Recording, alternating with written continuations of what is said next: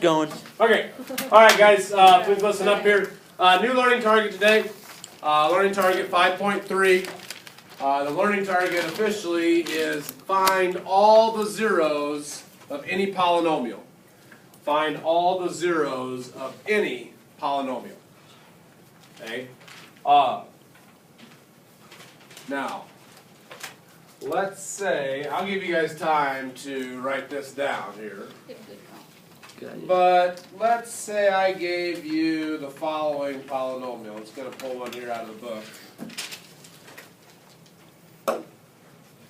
So f of x equals x cubed.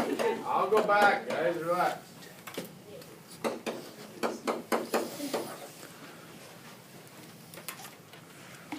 Okay. What if I said find all the zeros of that function?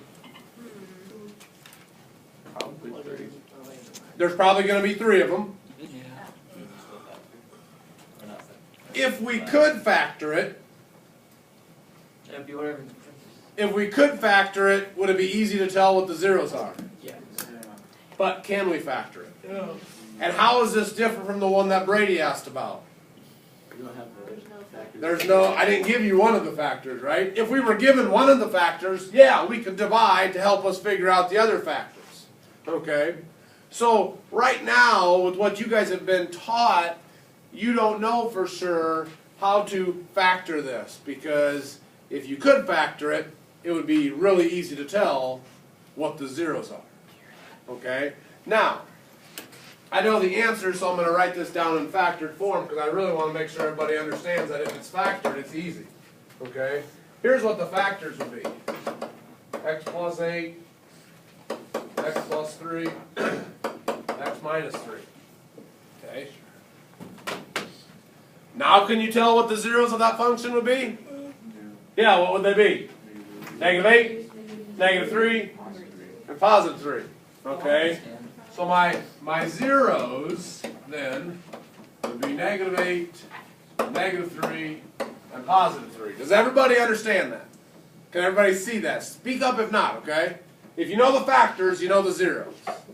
Because if you set each factor equal to 0 and solve, these are what you'll get for your answers. Okay? But here's the problem. With what we know so far, you don't know how to go from this to this. Okay? To get your zeros. Alright. So, back before the technology was there to graph functions really fast for us, graphing calculators, or computer algebra systems, okay? If I would give you a long polynomial like this and ask you to find all the zeros, that would be a fairly tedious job. Okay? But you could figure it out by just guessing and checking. Because for something to be a 0, like negative 8 is a 0, the reason it's a 0 is because what do you think happens if I plug in negative 8 for x? You get 0 for y. So you could kind of guess numbers to plug in for x until you got 0 for y. That sound like fun? No. No, I agree. Okay? So what first happened was, after a little bit of research, okay, when they were finding their zeros, they kind of came up with this little shortcut. It's called the rational zero theorem. And it basically says that if a polynomial has a rational zero, it's rational means some nice fraction, okay? Doesn't even have to be a fraction. It could be 8 over 1. That's a rational number. 8 is a rational number. Okay. So if a polynomial has any rational zeros, they will always take the form of the ratio below.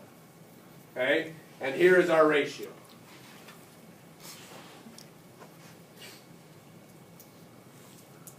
If a polynomial actually has rational zeros, or nice zeros is what I'll call them, okay?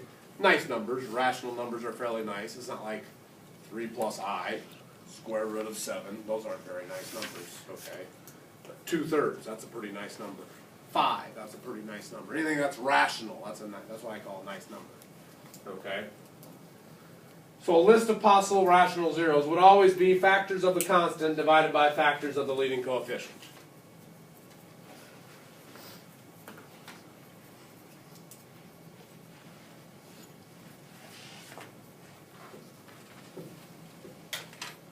How am I doing time-wise? 5 minutes. 5? Yeah.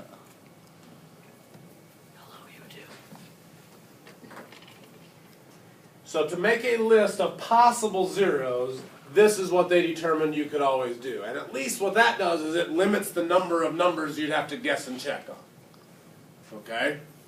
I'm still not going to make you guess and check, so don't freak out. But you are going to have to come up with this list. Okay?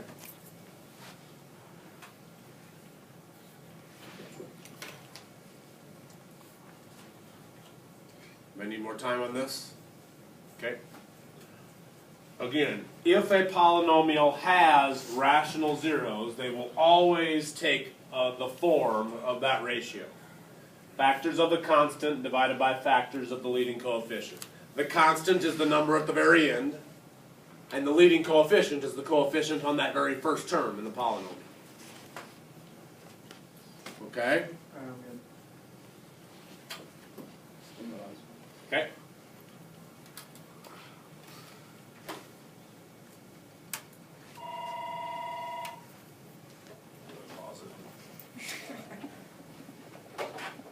Well, yeah. Hey, no. I do, yes.